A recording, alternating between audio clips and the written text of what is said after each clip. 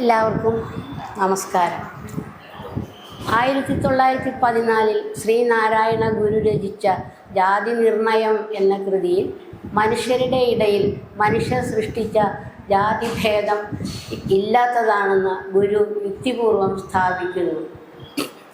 മനുഷ്യനെ സ്നേഹിക്കുന്ന ഒരു ഗുരുവിനും മനുഷ്യനും തമ്മിൽ ജാതിഭേദം അംഗീകരിക്കുവാൻ കഴിയുകയില്ല.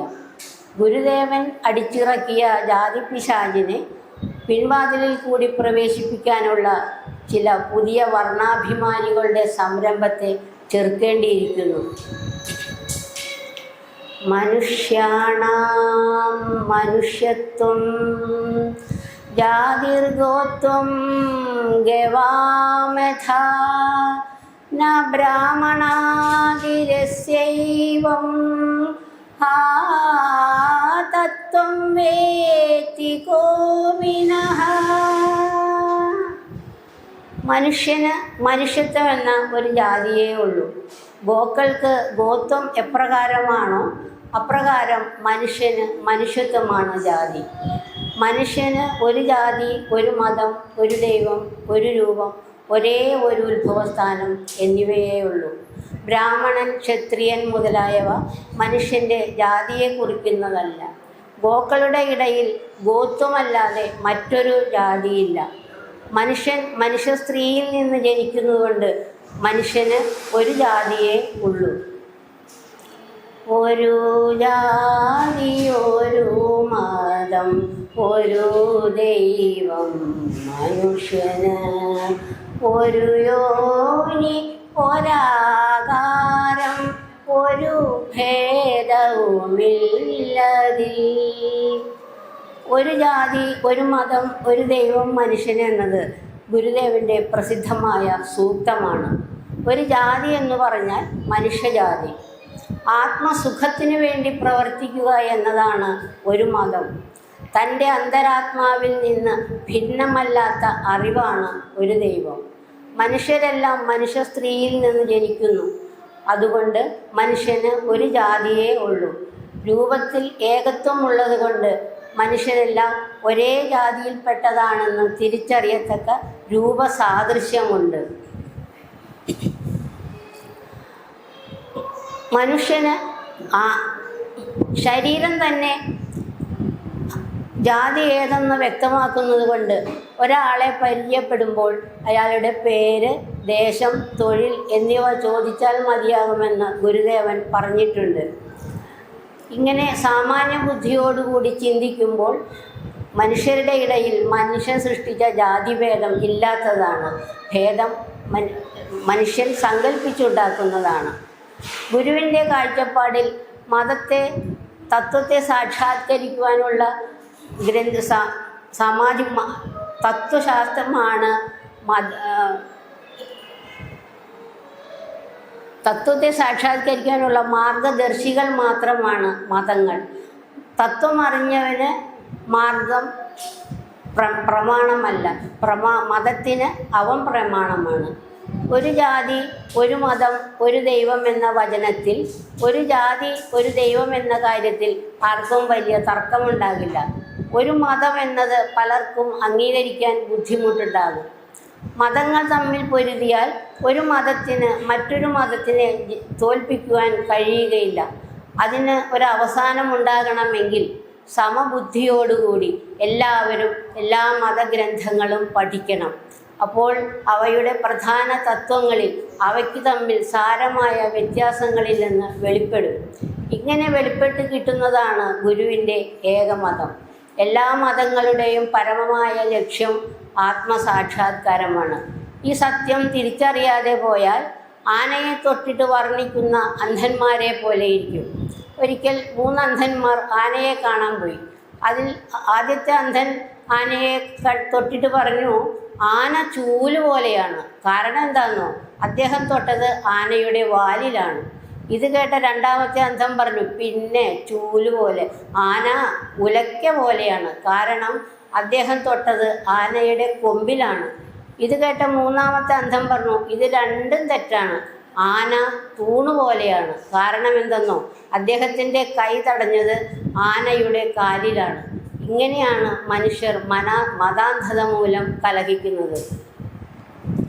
ഒരു ജാതിയിൽ നിന്നല്ലോ പിറന്നിടുന്നു സന്തതി, നരജാതിയിലോർക്കുമ്പോൾ ഒരു ജാതിയിലുള്ളതാ. ഒന്നിൻ്റെ ജാതി ഏതെന്ന് നിർണയിക്കുന്നത് അതിൻ്റെ രൂപലക്ഷണങ്ങൾ കൊണ്ടാണ്. ആ ലക്ഷണങ്ങൾ തത്വചിന്തയ്ക്കും ശാസ്ത്രത്തിനും യുക്തിക്കും നിരക്കുന്നതായിരിക്കണം. ജാതിയെ ലംഘിക്കുവാനോ നിഷേധിക്കുവാനോ ഗുരുദേവൻ പറഞ്ഞിട്ടില്ല.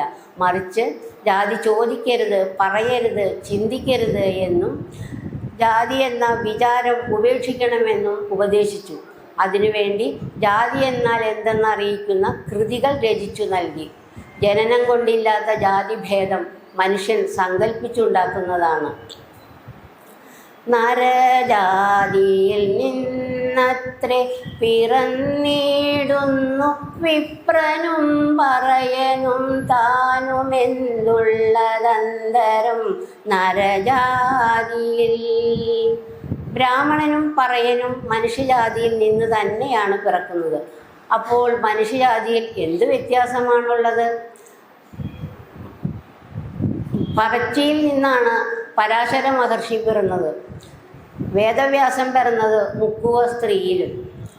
ഓരോ വർഗത്തിലും ആണും പെണ്ണും എന്ന വ്യത്യാസമല്ലാതെ മനുഷ്യകൽപിതമായ ഒരു ജാതിയില്ല. ഇവിടെ പറയനെ പരാമർശിച്ചിരിക്കുന്നത് കൊണ്ട് ജാതിയും വർണ്ണവും ഇല്ലാത്തതാണെന്ന് കരുതാം. ചിലരോട് ജാതി ഏതെന്ന് ചോദിച്ചാൽ തൻ്റേതിനേക്കാൾ ഉയർന്നതെന്ന് വച്ചിട്ടുള്ള ജാതി നുണയായി പറയും. ജാതിയിൽ എല്ലാവരും ഒരുപോലെയാണ്.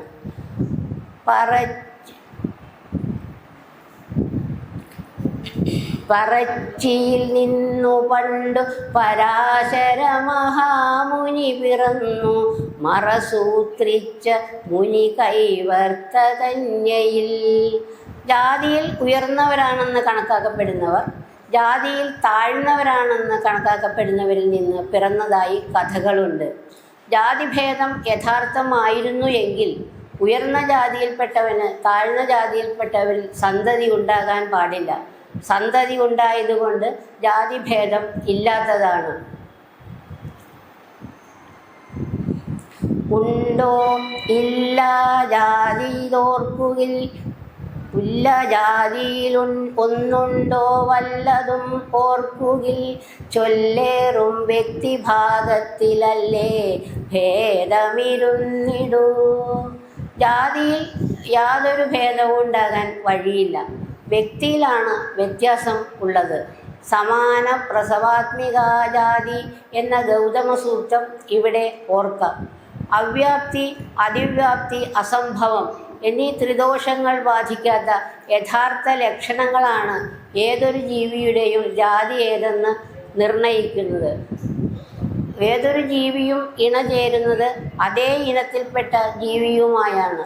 ഇങ്ങനെ പുണർന്ന് ഇണചേർന്ന് വംശോൽപാദനം നടത്തുന്ന ഓരോ ജീവിയുടെയും ആകൃതിയും ശബ്ദവും ഭാവവും ആഹാരരീതിയും വെവ്വേറെയാണ്. അതിനാൽ അവ ഓരോ ജാതിയാണ്. ഇതാണ് ഗുരുദേവൻ്റെ ഒരു ജാതി എന്ന തത്വശാസ്ത്രപരവും ജന്തുശാസ്ത്രപരവും സർവസമ്മതവുമായ അഭിപ്രായം.